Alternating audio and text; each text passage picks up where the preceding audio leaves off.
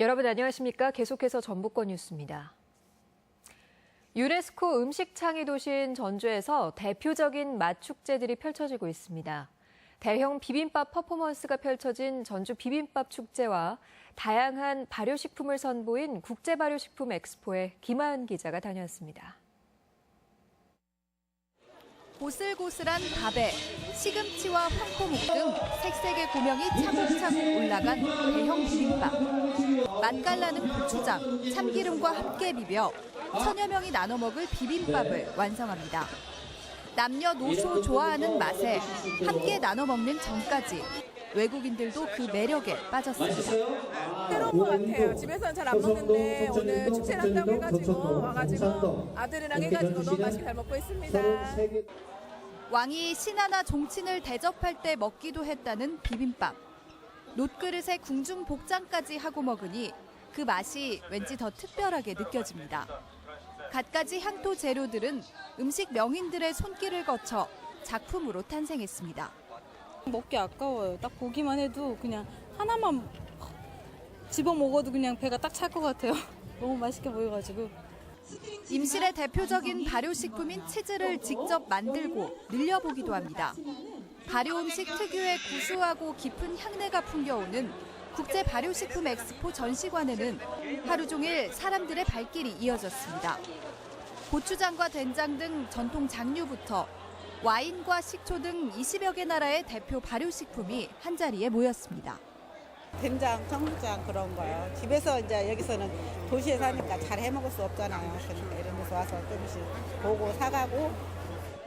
오랜 세월 이어져 온 음식 문화가 축제로 재탄생해 관광객들의 입맛을 사로잡고 있습니다. MBC 뉴스 김하은입니다. 김제 금산사 창건 1417주년을 기념하는 계산대제가 오늘 봉행됐습니다. 불교 신자와 각계 기관장 등 3천여 명이 모인 가운데 거행된 계산대제에서 조실, 태공, 월주 대종사는 나와 타인이 다르지 않다는 동체 대비의 실천이 모든 갈등과 논쟁을 해결하는 첩경이라고 강조했습니다.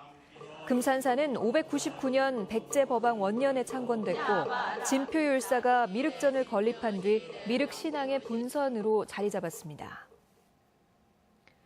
대통령까지 나서서 일자리 창출 방안으로 홍보했던 푸드트럭이 1년 만에 실패한 이벤트로 전락했습니다. 시군이 나서서 활로를 모색하라는 게 정부의 입장이지만 이마저도 탁상 공론에 그칠 공산이 큽니다. 이창익 기자가 보도합니다. 손톱 밑에 가시를 빼겠다며 정부가 나서 푸드트럭을 합법화시킨 게 불과 1년 전입니다. 전북에서도 그간 7대가 영업에 나섰지만 지금은 대부분 문을 닫거나 영업을 중단한 상태입니다.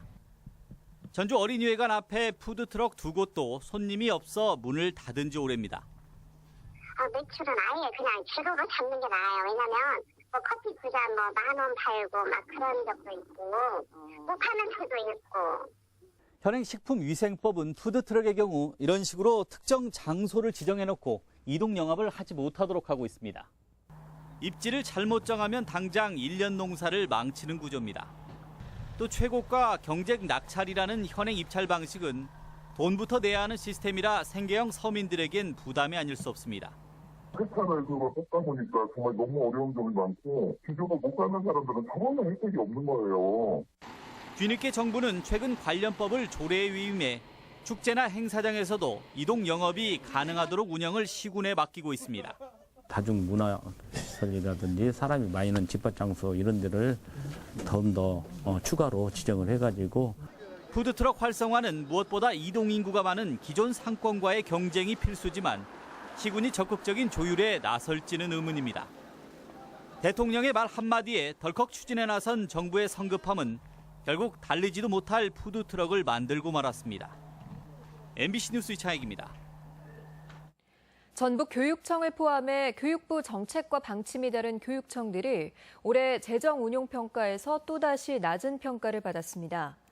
교육부가 발표한 2016년 지방교육재정 운용 성과 평가 결과 어린이집 누리과정 예산 등으로 교육부와 갈등을 빚고 있는 전북과 강원, 서울, 경기, 광주교육청 등이 올해도 우수교육청에 포함되지 못했습니다. 도교육청은 어린이집 누리과정 예산 편성과 소규모 학급 통폐합 부분에서 극히 낮은 점수를 받았기 때문이라고 밝혔습니다. 화재 예방과 피해 방지를 위한 주택용 소방시설의 설치가 미흡한 것으로 드러났습니다. 국민안전처가 발표한 주택용 소방시설 설치율 자료에 따르면 도내에서 공동주택을 제외한 일반 주택의 경우 소화기나 단독 경보형 감지기가 설치된 가구는 전체 23.6%에 불과한 것으로 나타났습니다. 한편 정부는 지난 2011년 소방시설법 개정에 따라 2025년까지 주택용 소방시설 설치율을 95%까지 끌어올리겠다는 계획을 세웠습니다. 여성 농업인의 삶의 질 향상을 위해 도입된 생생바우처 사업이 호응을 얻지 못하고 있습니다. 지금까지 전북권 소식이었습니다.